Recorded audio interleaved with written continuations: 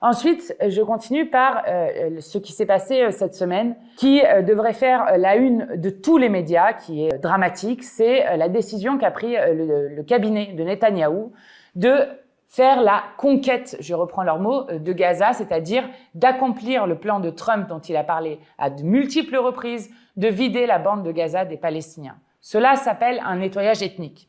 Et tous ceux qui disent qu'ils ne savaient pas ne pourront jamais dire qu'ils ne savaient pas. Parce que, notamment, nous avons à de multiples reprises alerté sur ce qui était en train de se passer. C'est la phase ultime du génocide que nous sommes en train de voir sous nos yeux. En décembre 2023 déjà, alors que déjà en novembre 2023, je rappelle que certains des ministres de Netanyahou expliquaient qu'ils combattaient des animaux humains. Or, la déshumanisation est le propre du génocide.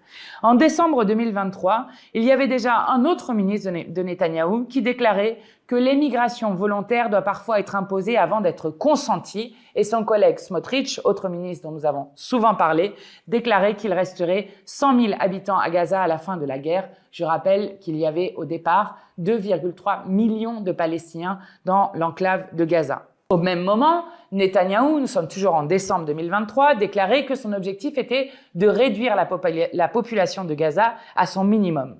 Le 21 mars dernier, 2025, une administration chargée du transit volontaire des habitants de Gaza a été créée. Début avril, Netanyahou a redit « Nous ne nous cachons pas, c'est bien notre plan, celui de vider la bande de Gaza de ses habitants ».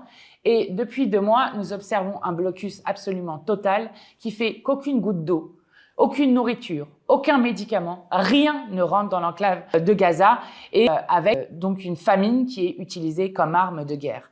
Nous assistons donc non seulement à un génocide, mais une tentative de nettoyage ethnique en envoyant les Palestiniens à la fois vers l'Égypte et la Jordanie, aujourd'hui menacés par Trump de couper les subventions qui leur sont données s'ils n'acceptent pas les Palestiniens. Et je le redis, ceux qui ne disent rien face à ce génocide seront coupables devant l'histoire parce que toutes les preuves étaient là depuis le début et toutes les instances internationales alertent sur le génocide qui est en cours et que les puissants du monde entier laissent continuer dans une indifférence qui est aujourd'hui quasi totale si les peuples ne manifestaient pas chaque semaine pour redire leur soutien au peuple palestinien.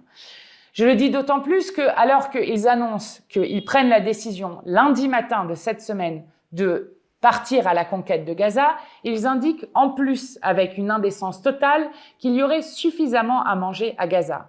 Or, là aussi, toutes les instances internationales, toutes les associations disent que la famine est en train de tuer des gens à Gaza. C'est-à-dire que les Palestiniens ne sont pas seulement tués par les bombes, par les bombardements, ils sont aussi tués directement par la famine, par le manque d'eau. Et donc, il faut impérativement mettre hors état de nuire Netanyahou. Cela commence évidemment par reconnaître l'État de Palestine. Lorsque vous avez Emmanuel Macron qui indique qu'il faut attendre juin peut-être pour pouvoir reconnaître l'État de Palestine, si telle condition est remplie, nous ne sommes pas d'accord. S'il y a un moment où il faut reconnaître l'État de Palestine, c'est urgemment maintenant. D'autres pays, dans notre voisin l'Espagne, l'ont d'ores et déjà fait. La plupart des pays du monde l'ont déjà fait. Il faut reconnaître l'État de Palestine. La deuxième chose, il faut des sanctions à l'encontre de Netanyahou et notamment la suspension de l'accord d'association entre l'Union européenne et Israël, ce que nous n'arrêtons pas de demander.